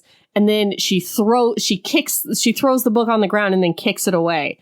And Feyre's like, what? And Amren's like, I lied to you. And then it's like curtains for Feyre. Now we're over on the cliff. Now we're flying in the cauldron brain. Yeah. So then the King of Hybern winnows in, and so Nesta's got her knife up and she's ready to immediately kill. Yeah. But Hybern shows up and he is holding her dad by the throat with like a knife to his throat, and it's a terrible. And so he tells Nesta, oh my gosh, the dad looks at Nesta and he says that he's loved her since the first moment he held her, and he's sorry for everything. And Nesta says that she'll give the King of Hybern anything to let her dad go. And he says, even what you took from the cauldron? And she says, yes. And he says, even if I have to carve it out of you? And her dad is like, don't you dare touch my daughter. And the King of Hybern snaps his neck. Yeah. Just like that. Yeah. He's dead. And so Nesta, she can't move. She's so shocked. And Cassian leaps into action. So she's in such a sad that she nearly allows Cassian to be murdered by the King of Hybern. That's true. Because she can't handle her shit. Yeah, Cassian gets wrecked. Yeah. It's bad. The King of Hybern is just like breaking every bone in his body, and he's turning them all into compound fractures. just for funsies. Yeah. What, man? It's just There's how you bones, said it was funny. bones everywhere. Mm-hmm. And then Nesta gets these stormy eyes, Mm-hmm. and she holds out a hand, and she crazy shoots a power and misses the King of Hybern. Do you know why? Because she didn't train. Because she didn't fucking train. She refused to train this fucker. And meanwhile, she could have been such an asset because she like burned down a whole swath of the forest, and the power kept going until she took out a whole like section of the army down there. And he even says to her, wow, that would have been impressive if you would have known how to aim. Yeah. Or like trained it all. Anyway, I'm gonna murder you. Now all her power's gone. That was it. She's spent. Done. Yeah. And so she picks up, okay, so she walks over to Cassian and she grabs up like a sword and she starts trying to kind of sword fight with Hybern, and Hybern's definitely toying with her. Is that when... So Hybern stepped on Cassian's wing. Oh, yeah. And like extra broke it. And he screams in pain. And then that's when she grabs the knife. I heard that wing break. Like that was... rough. Uh-huh. Mm-hmm. So she like draws him into the forest, and then he, in one step, she falls back on the ground, and he's about to myrtlate her right up, and then Feyre's like, "Oh, savvy Nesta, it was a diversion, it was a distraction," and because she like light balls him or whatever across the field, but it doesn't do anything to him other than like piss him off a lot. Jesus, he just murdered the Weaver. Yeah, with his bare hands. Bare hands. So he comes back over and she crawls over to Cassian, and Cassian he does a declaration of love and regret. He's like, the only thing I regret is not having more time with you. And I promise that in the next life, I'm going to find you and we're going to have that time. And then he smooches her right up. It was so hot. It's so good. It was so good. It was so good. And then when Hybern comes over to, power kill them, she tries to shield him with her body. And, she like, it's a hot. If they're going to die, they're going to do it together. Huh. Yeah. And so Feyre is trying to bargain with the Cauldron. She's like, Cauldron, I will give you anything. I will give you my soul. I will give you anything if you save them. And then all of a sudden, a knife comes out of the shadows, like a shadow, and hits Hybern in the neck. And it goes straight through his neck. And then Elain comes out of the shadows and she says, "Don't touch my sister." Yeah. Don't touch my sister. Did I do it right? Did I stab it good? I just moved my spindly arm and then I put the knife into vital organ. Was that correct? And then Nesta gets up and she grabs the knife and she very satisfyingly pulls it like all the way through his throat until she beheads him and like looks into the head for a little while and then like drop kicks the head or something. It's good stuff. I just have a little bit. I mean, I like that Elain did it or whatever, I guess. I don't know. I like that Nesta didn't. I like that Nesta was so inept that she couldn't fight or use her magic because she refused to. She was so lazy she wouldn't do anything with it. But I have trouble with like Elain getting all the way from one end to I have trouble with Elain even giving a shit enough to get from one end of camp to the other. Knowing where Nesta is, knowing that this is even going on. I don't know if she has some kind of like a seer. Okay, so let's break this down real quick. Because first of all, the only thing Elain cares about actually are her sisters. More so Nesta than Feyre, but that's literally the only thing. That and like seeds. More so Nesta than Feyre. I just hate it. I know. They're her best friends, but she's neither of their best friends. It's the worst. Yeah. Okay, so we've got Elain, who is going to be hyper attuned to like what is happening with her sisters because that's what she cares the most about, and she doesn't have is it like a seer thing that gets her? Okay, so then I think it's a combo of the two things. One, it's a seer thing, but then remember when Azriel gave the knife to Elain, he said, "This is truth teller. Some say that it's magical and it always strikes true." Oh. So I think what happened is that Elain felt like a disturbance in the force regarding Nesta and was just like, I've got truth teller, and swung it forward, and it struck true. It struck where it was going to strike, and it brought her to the King of Hybern. This helps me much more. I think I figured it out. If Nesta was just like vomiting all over the ground by being like, many soldiers are dying in the war. I just don't see her just doing a murder from behind. Like, it just seems like she chickened out hard. But if the sword itself was trying to find its mark, I can see where Nesta could, or Elain could do that. Okay, that helps me out a lot. Okay, good. Yeah. Okay, now Feyre gets sucked back into her body, knowing that her scene is over. Safe. We're sucked back. Yeah. The cauldron knows that this is the right time to stop that scene and start a new one. Yep. And they're losing, you guys. They're losing hard. We got to see a bunch of people losing on the battlefield, but now Feyre's back in her body. We did a little diversion over to Reese because the cauldron knows what Feyre wants to see to move the story along. We did a little diversion over there. Now we're back. We're back to Amren. Yeah. And Amren's like, I lied to you. Oh, first of all, she's slapping her in the face, being like, bitch, get back here. Yeah. We got things to do. So she's like, I lied to you. It's not a thing that's going to nullify Hybern. It's a thing that's going to unleash me. So I will nullify Hybern. Yes. Yes, she will. So she tells Feyre the spell to say. Feyre, does the conduit thing. Amren jumps into that bathtub. Feyre says the spell. And then Amren comes out with, oh my God, and Varian. I was going to say, how oh my God. Dare you? Varian is there all of a sudden. But Erin, why is he there? Well, how did he get there? How does he know this happened? I know. But Melody, that is these books. You have to just put aside all of the gaping plot holes that get them to the places where they need to say the lines that make you such a romance. But this man is there, and he is begging Amren not to leave him. He's like, there's got to be when she goes back to monster times, she's not even going to remember her human times. She will have forgotten her family. She will have forgotten Reese and Feyre and Mor and Az, and she will have forgotten the love of her life, Valium. And he is just there, and he's on his knees, and he's saying, please, and he's like, Amren, I'm just a boy trying to ask a girl to stop being such a get monster. Into that cauldron. And I'm just a boy standing in front of a girl asking her to not get in that cauldron and return to monster form and forget about me so that we can annihilate this army and save the world. That is what I am. Yes, that's all I'm asking. Just please.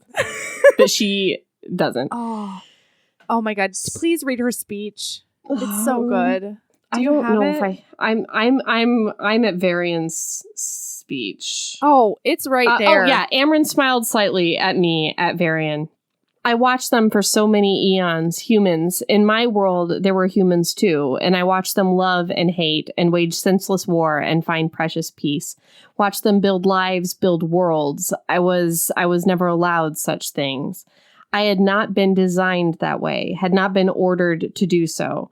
So I watched, and that day I came here, it was the first selfish thing I had done. For a long, long while, I thought it was the punishment for disobeying my father's orders and for wanting. I thought this world was some hell he'd locked me into for disobedience. But I wonder if my father knew, if he saw how I watched them love and hate and build and open that rip in the world, not as punishment, but as a gift.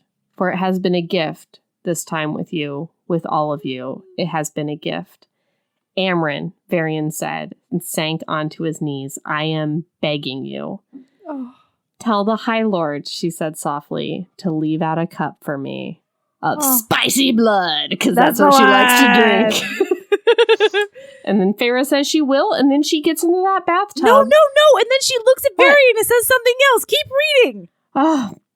I did not think I had it in my heart for another ounce of sorrow. I gripped the cauldron a little harder, my throat thick. I will.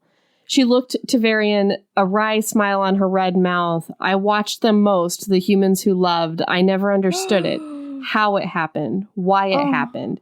She paused a step away from the cauldron. I think I might have learned with you, though. Perhaps that was a gift, too. Varian's face twisted in anguish, but he made no further movement to stop her. She turned to me and spoke the words into my head. The spell I must think and feel and do. I nodded. When I am free, Amren said to us, do not run. It will attract my attention like a fucking T-Rex. That's the one. I'm gonna eat all of you. I'm a monster. Oh Love my Amren. God. I love her so much. So she gets unleashed. And as she's coming out of this thing, she breaks the cauldron, the god of this world, into 3 different pieces. And she is this amorphous firebird situation. And she takes out everybody, you guys. Reese tells everybody to stop and not move. And she just annihilates the entire army, the entire armada, every fucking buddy. And it is so sexy. But before she goes and eats that army, she makes eye contact with Feyre as if to say, I still remember. Yeah, she does. It's really nice. Yeah. And then as she, like, the very last ship, she's about to smoke them.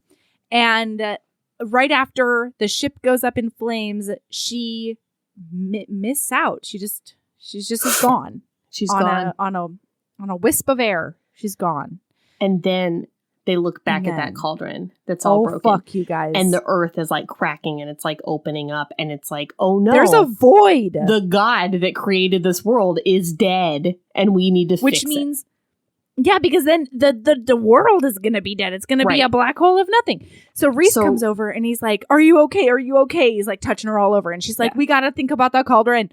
So he's like, anything that's made can be unmade. I think you can make it again. And she's like, yeah, but with what power? And he goes, me, use me. I have all the most power of all the High Lords. Use me. But his brownie batter like, is almost gone. It's just what's around the side of the bowl. It's just dregs. Okay. Yeah. It's like crusting. It's been, oh god. It's emptied. It's and it's like brownie batter and like you put it in the sink and you fill that bowl with water and it's kind of like gross in there. And then you dump it out. And you dump it. And then what's left? And then it's like, and you don't even want to eat that brownie batter. That's like what's left with Feyre and Reese right now. And they've got to make a god. They've got to make a god, you guys. And Feyre she's like, oh, we can do anything together, which is like a big romance, but it's also a big giant stupid. Like, she's like, how do you think he's not too tired, you asshole? Tell him to go get a couple more High Lords. But they need to do something. Make a train. They need to do something right now. Oh my god. I think that those bitches could winnow up. Anyway, so she's making that cauldron. Her hands on the cauldron. He's got his hands on her. And she hears him. I love you. I love you. I love you. Going through her. Then she can feel his magic sputtering. And I love you. I love you. He says into her brain, sputter, sputter. And so she throws her magic in there too. And finally, the cauldron comes back together and it's all in one piece. And she is so proud of herself. She's like brushing off her shoulders. Mm-hmm. She turns around to celebrate with Rhysand, and he looks like he's sleeping on the ground. Spoiler alert, you guys. He's dead. Not. He's so dead. So she gets down and she's when like, he was saying, I love you, I love you, I love you, it was because he was dying and he knew he was dying and he wanted her to know that he loved her so much. Which also, like, Feyre, this wasn't declaration of love time. This wasn't him just being like, hey, remember how much I love you? That's not... What did you think it was? Of course it was a goodbye. Thought it was a big, inspiring battle speech. Oh, fuck you. Yeah. So, yeah, he says goodbye to her, and then he's dead. And so she's understandably distraught. She's upset. I would say. Feyre's upset. And I'm also pretty upset. I'm sobbing in my bathtub while having contractions the first time I read this. You were having a baby reading this. I was having a baby. There was no moment where I thought this bitch was really dead. But I'm still sobbing. But it was still so sad. It was crazy. She's like shaking him. There was not a moment of a second where I felt like, oh, he did. But like I did know. Erin, do you remember when you texted me that this was technically not a romance? Oh, I wanted you to think he was dead. I felt like it would enhance your reader experience. To give you an HEA? Do you remember? I felt like it would enhance your reader experience. Do you remember when you were an utter emotional terrorist? Yeah. I do. That was an act of terrorism. Didn't that make your reading experience better to know that he might not come back? No! Well, I just felt like you hate spoilers and stuff. Okay, so anyway, she's shaking him and she's sobbing and she's hysterical. She's remembering and then what that cereal told her. Stay with the High Lord. Like, stay with the High Lord. Stay with the People High Lord. are Thiesen's like trying to get his hands on him so that he can try to heal him, and she's like, "Get away from him!" And he's like, "I'm trying to help," and there's nothing to do though. And she can feel like that mating bond, like just kind of floating around in her with it just untethered, and she's trying to hold on to pieces of it, and she can't. And the Suriel said, "Stay with the High Lord." Stay. She's like, "The Suriel lied."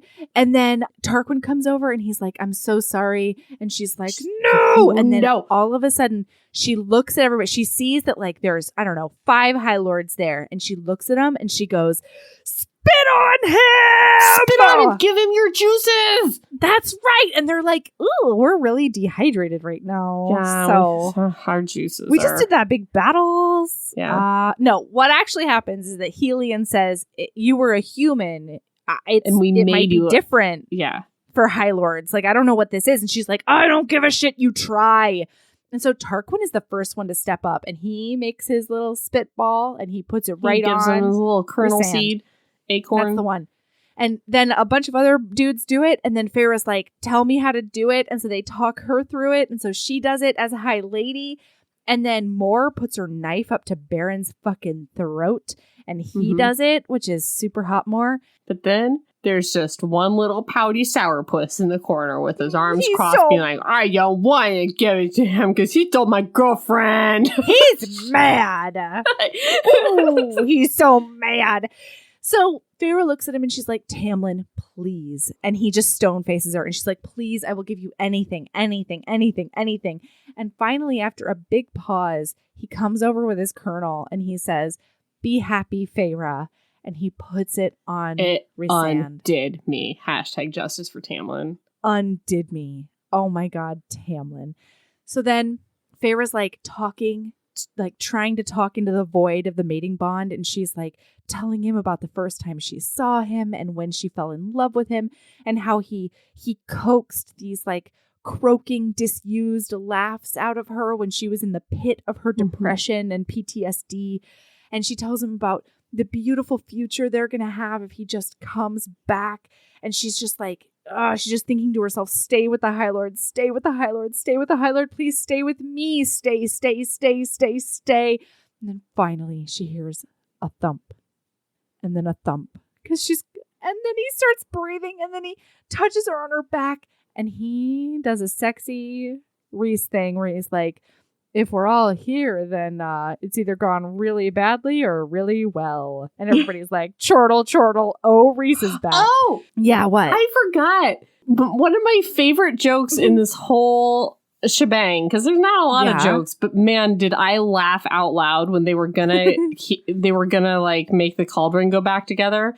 And Feyre just threw the book in it. Oh my God, me too! She's like, how do I make the cauldron again? I'll throw this book in it. And it just like goes thud. She tries to read it and it's all like not in a language she can read. And it's so in she monster just, like, language. She panic throws it and it just goes into the void and doesn't come back. And Rhys is like, "That's one way to try it." I loved it. I lulled.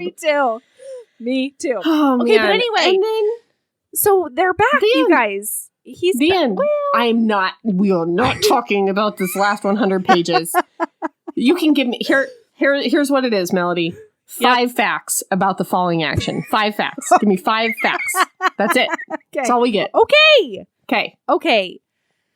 So, God, you guys, I have to choose wisely. Okay.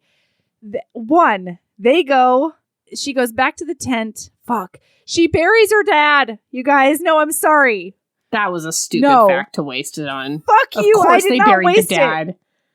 No, we're not. That's not a fact. That's something I have to quick talk about. They do this beautiful scene.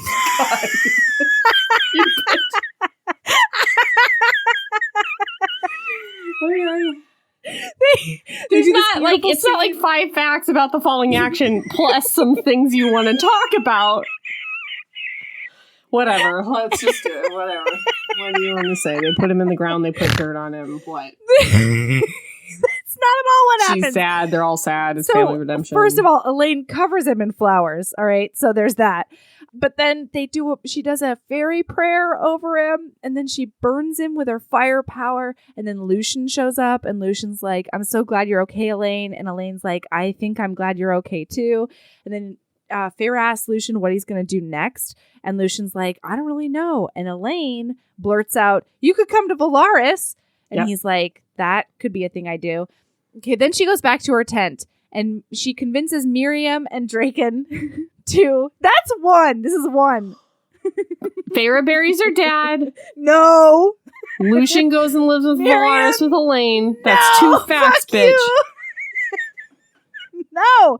I'll just do a quick sum up. Like, just shush. Okay. So she convinces Miriam and Draken to take the cauldron and hide it on their super secret island. Yeah. Then she calls a meeting, and it goes like fine.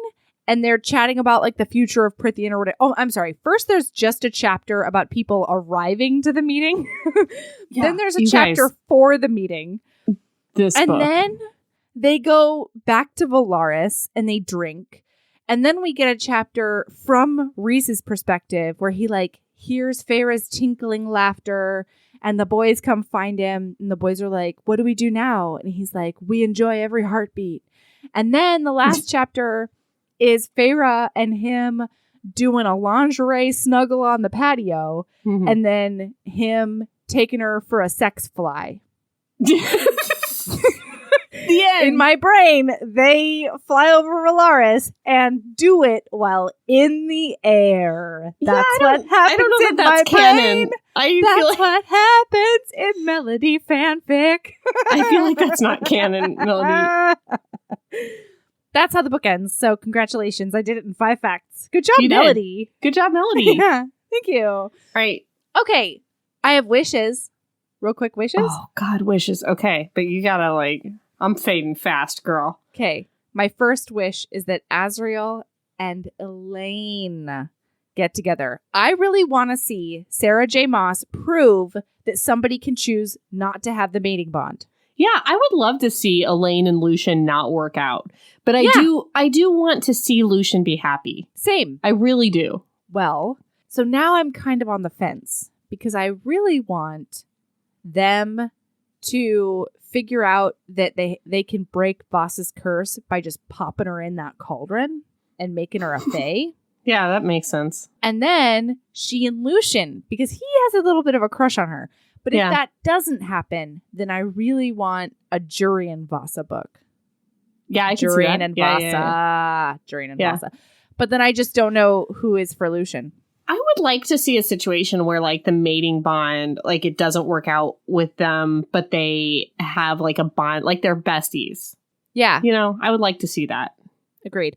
Or I wouldn't hate a thruple. I think really that expected Azriel you to say and a Lucian, throuple.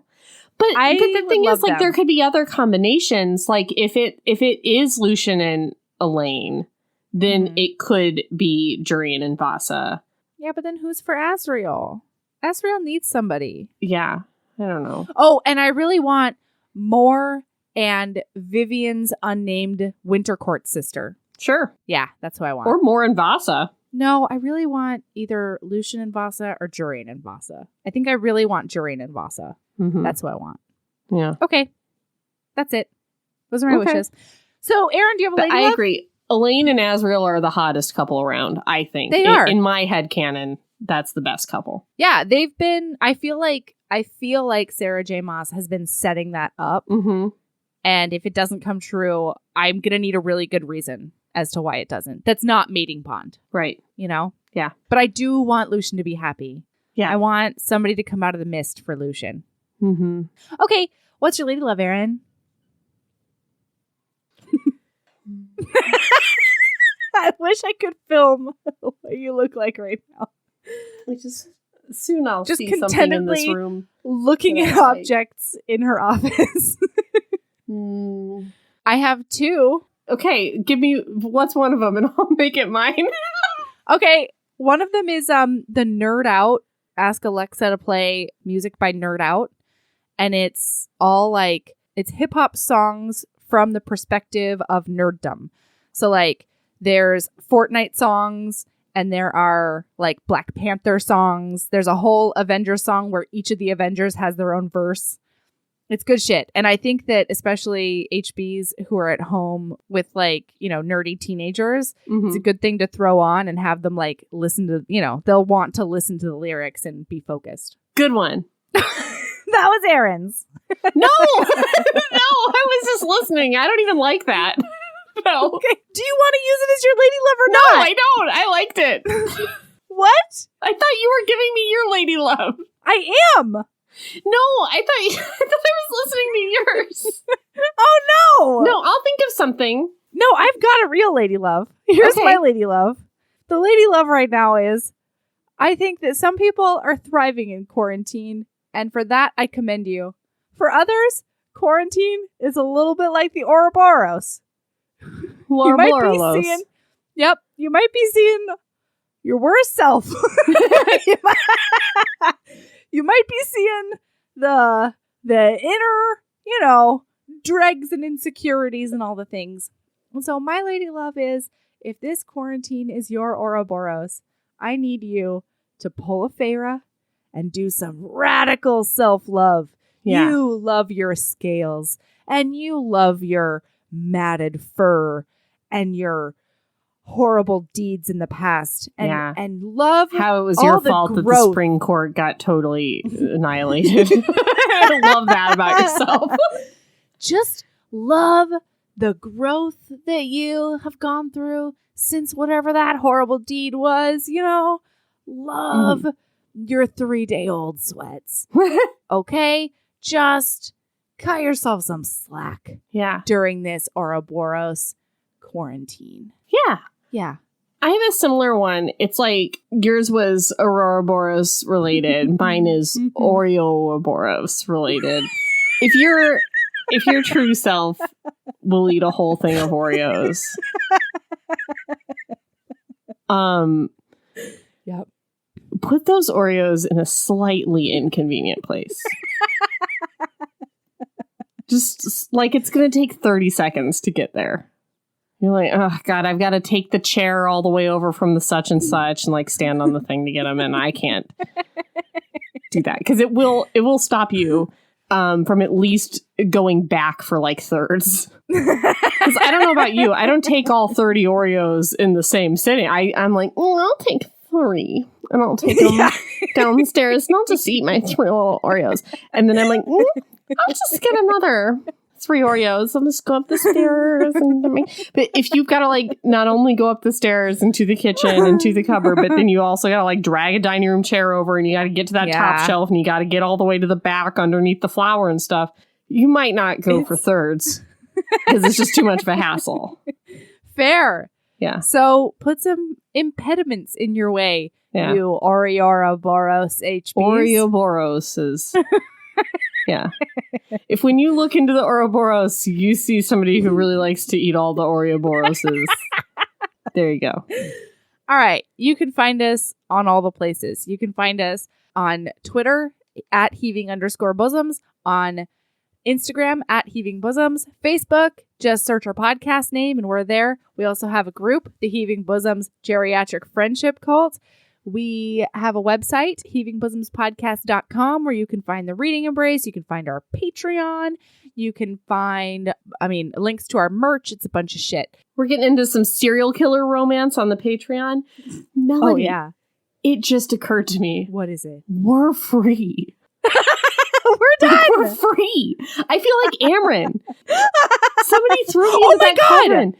We're free. Erin, What? we're not free. We What? have to rewind real quick. You No. guys. Melody. No. Remember? No. Erin, do you remember last time when you told me that you were angry about me rewinding and then you immediately loved me for rewinding? It's going to happen right now. As soon as Reese says I'm awake when I am a spit-powered alive, and also there's a surprise in the cauldron because he grabbed onto Amryn on his way back and she's in the cauldron and now she's a high fae and she's back. Amryn didn't die, you guys. Okay. It's fine. That's fine. That's fine. Erin, we're free. And now we're free. We're like Amryn, the monster, free from the cauldron. And now we can just go read a historical. Just like a nice little bite-sized historical. So, keep being a badass. Love yourself as much as you love getting a little tramp stamp of the moon as a present for your mate, for your mating present. Right before a battle and just being like, check it, babe. I got a little tramp stamp of the moon. Also, I got the Ouro Boros and the bone carver. And like, that's so confusing. Just tell him you got the Ouro Boros and the bone carver. Why even show him the tramp stamp? So stupid. Love yourself as much as you love doing that for your mate. That's the one. Yeah. Love yourself as much as Feyre loves herself, even though she's kind of a bitch and like kind of dumb and stuff. And she totally saw it in the Ouro Boros, but she still loves herself. Love yourself that much. If Feyre can forgive herself for all her bullshit, you can forgive yourself for all your bullshit. I'm serious. That's some radical self-love right there. She got like thousands of spring court fairies like fucking annihilated.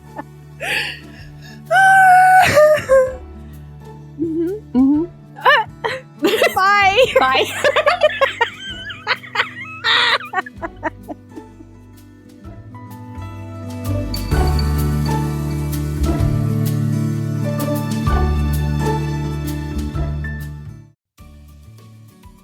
Hey, you. Yes, listener, you.